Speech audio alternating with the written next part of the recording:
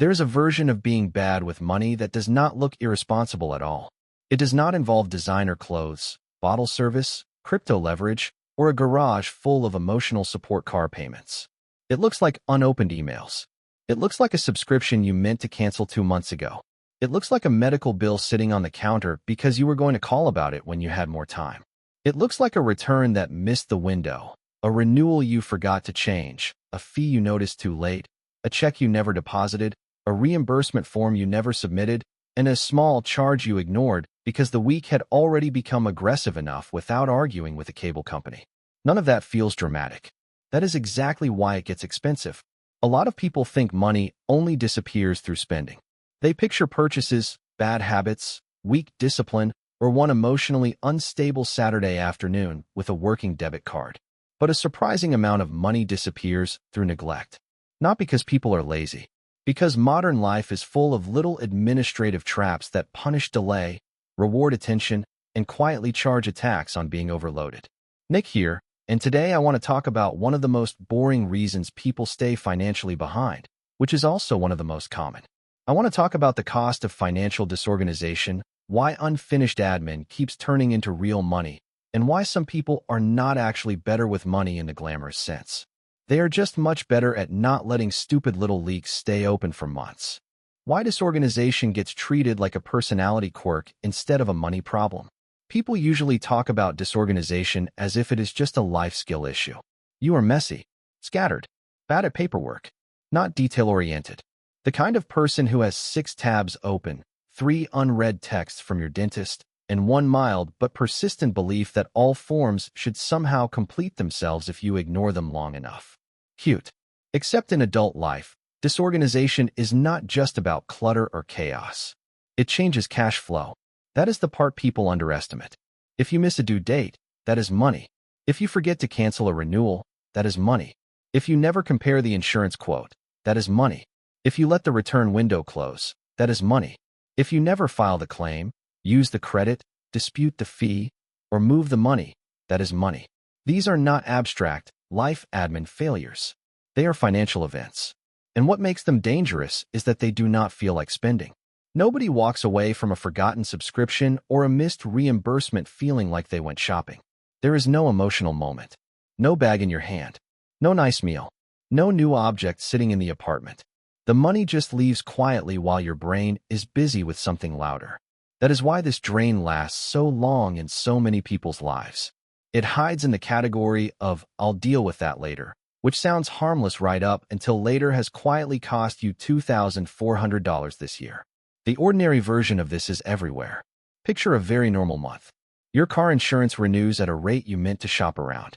A trial converts into a paid plan because you forgot the date. You missed the credit card autopay by a day because the checking account was low and you meant to move money. A package sits in the hallway for 2 weeks until the return window closes. Your internet bill keeps creeping up because promotional pricing ended and nobody on earth has ever lowered their own bill out of kindness. You pay for 2 streaming services you barely use because canceling them somehow feels like a bigger task than it should. Your health insurance portal has some claim issue you keep meaning to look at. You have reward points, store credits, or HSA money sitting there unused while paying cash for things that could have been covered. Each item seems minor. That is what makes the total so insulting. Because one by one, they are annoying. Together, they become a real category. And this is where a lot of adults are getting quietly wrecked.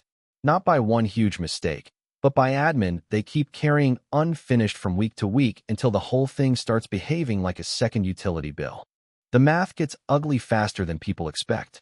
Let's put actual numbers on this. Say you overpay on insurance by $60 a month because you never switched. A few forgotten subscriptions add up to another $45 a month.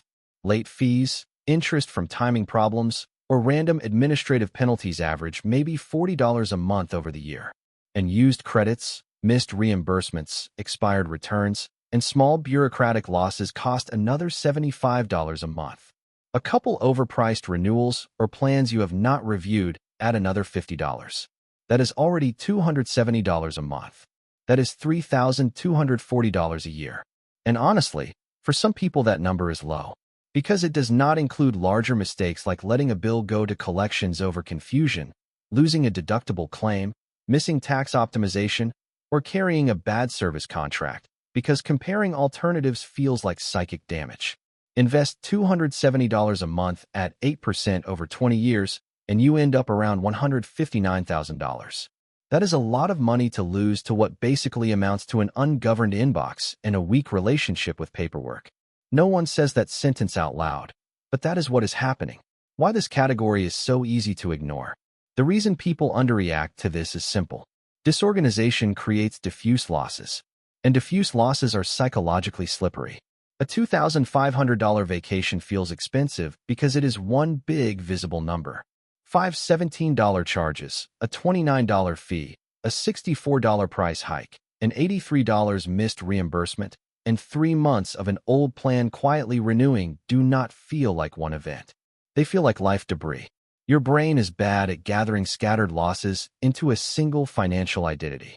That is why someone can be genuinely stressed about money while simultaneously bleeding hundreds a month through tiny administrative failures and never emotionally connecting those two realities.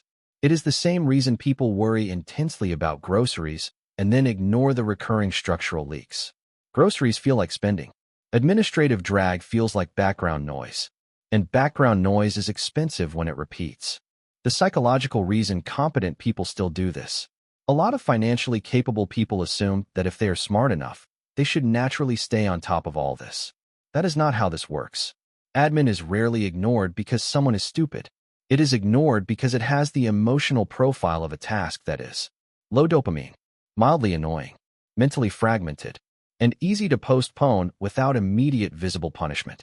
In other words, it is the perfect procrastination target. Nobody wakes up excited to compare insurance quotes, read billing notices, call the provider, or upload a receipt. These tasks require attention, but they do not reward attention in an emotionally satisfying way. You do them to stop future damage. That is a hard sell to a nervous system already full of louder priorities. So the task gets deferred. And once something is deferred twice, it starts to develop emotional weight. Now it is not just a task. It is a task plus guilt plus uncertainty plus the suspicion that it may be more annoying than you hoped. That makes it even easier to avoid. This is how people become the kind of adult who is technically responsible and still paying for things they no longer use, over and over again, because the emotional cost of dealing with them feels bigger than the financial cost in the moment. The problem is that, in the moment, keeps renewing. The same income, 2 different lives. Picture 2 people making the same salary, same city, same rent range, same rough cost of living, same intelligence, same job stress. Neither one is exceptionally reckless, and neither one is a spreadsheet influencer who gets emotionally aroused by optimization. Person A is reasonably organized. Not perfect, just functional. Bills are automated. Renewal dates are reviewed. Accounts are checked. Returns happen quickly. Claims get filed. Insurance gets shopped occasionally. Admin gets closed while it is still small. Person B is always carrying loose ends. Bills are handled reactively. Tax pile up. Fees happen. Credits go unused. Plans drift upward. Returns expire. Small bureaucratic issues remain open long enough to become irritating little losses. 3 years later, Person A often has a meaningfully stronger financial position, even if their salary was never dramatically higher. Not because they are more disciplined in some heroic sense. Because they do not pay as much money to the category of stuff I'm meant to handle. That category is bigger than most people think. And once you understand that, a lot of weird financial underperformance starts making more sense. The expensive categories where admin failure hurts the most. Some categories are especially brutal here. Insurance. This is probably the biggest one. A huge number of people massively overpay because they treat insurance like wallpaper. It is there, it renews, it is annoying to look at, and there is always some reason to revisit it next month. But a stale insurance setup can quietly cost real money every single month for years. Medical, bills, claims, reimbursements, HSA usage, billing errors, in-network confusion, deductible timing, FSA deadlines. Health admin is one of the ugliest money mazes in adult life, and it punishes inattention aggressively. Subscriptions and memberships. These are the classic slow leaks because each one looks tiny and each one feels emotionally unimportant to cancel, which is exactly how they survive. fees and timing. Overdrafts, late fees, interest, missed autopays, expired credits, unreturned items, uncashed checks, forgotten balances. This is the category where mild disorganization turns directly into pure waste. Taxes. Not in the dramatic go-to-prison sense, hopefully, but in the quieter sense of missed deductions, poor planning, failure to use tax-advantaged accounts correctly, or just letting the system default into something more expensive than it needed to be.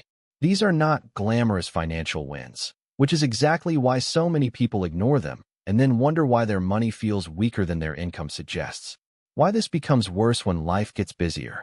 The cruel irony is that the people most vulnerable to the admin drain are often the people whose lives already require more logistical effort.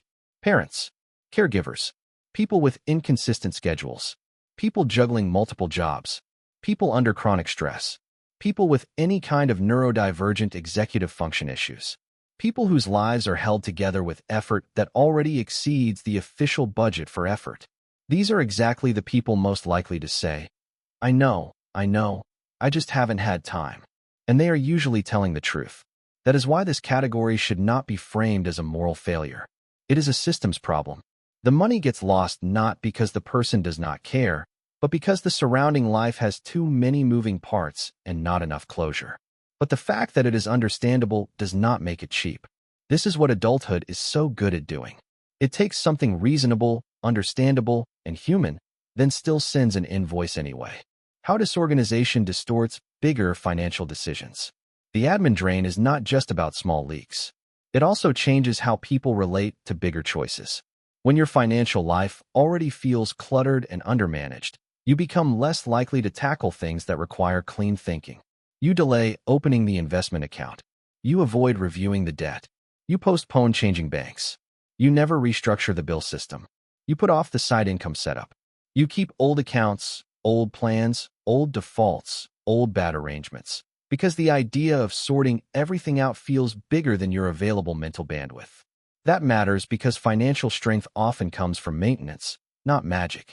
The strongest money lives are usually not the most exciting. They are the least leaky, the least cluttered, the least dependent on memory, luck, and future motivation.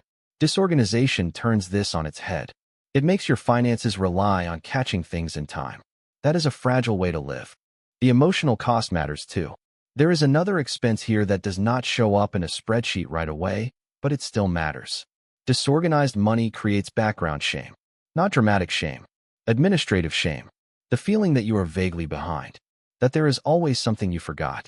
That there are things you should look at, should call about, should fix, should understand, should have handled already. That feeling eats energy. And people often spend money to escape it. They buy convenience. They avoid tasks. They order food. They look away. They decide not to think about the account today because the day has already been a lot. In other words, the admin drain is not just a cash problem. It also creates the emotional conditions that make more expensive choices likely. That feedback loop is where it gets nasty. What actually helps? Not guilt. Guilt is useless here. Not some fantasy where you suddenly become a color-coded person who tracks every charge in real time and smiles while organizing receipts on a Sunday. What helps is lowering the number of places your money depends on memory. The goal is not perfection. The goal is fewer open loops. That means automating what can be automated, simplifying the number of accounts and providers, setting one weekly admin block, creating one place where all the financial loose ends live, using reminders for renewal dates and return windows, making claims and reimbursements stupidly easy to capture, and occasionally treating financial cleanup like a bill-paying activity, not an optional self-improvement hobby, because that is what it is. A lot of people try to become better with money, while ignoring the fact that their real problem is not spending psychology. It is administrative sprawl. You can fix a surprising amount of money stress by making life easier to maintain. The 1-hour test. Here is a practical reset. Take 1 hour this week and use it only for financial cleanup. Not budgeting your dream future. Not thinking about net worth. Not researching which ETF has the best expense ratio while your current life is quietly leaking in 6 places. Just clean up. Cancel what should be canceled. Return what should be returned. Review what renewed. Check what is owed to you. Look for what has drifted upward. Move the money that prevents the stupid fee. File the claim. Close the loop. 1 hour of financial cleanup is often worth more than a week of vague guilt. That is not because it feels important. It usually feels boring.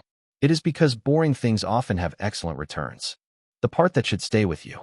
A lot of people imagine financial progress as something dramatic. More income, better investing, big decisions, major life changes. Sometimes it is. A lot of the time, though, financial progress is much less cinematic. It is just the gradual elimination of dumb, repeated losses. It is fewer fees, fewer forgotten renewals, fewer stale accounts, fewer open loops, fewer small leaks gathering in the dark and acting like they belong there. That is what the admin drain does. It turns disorganization into a money problem, then disguises the money problem as ordinary life. If your finances feel weaker than your income says they should, there is a decent chance you do not have a spending problem first. You may have a closure problem. Too many unresolved little things. Too much unfinished financial life. And that matters because unfinished things charge rent. That's it for this one. If this changed the way you think about money leaks that do not look like spending, hit subscribe and share this with someone whose finances are not collapsing from luxury. They are just dying the slow death of too many open tabs.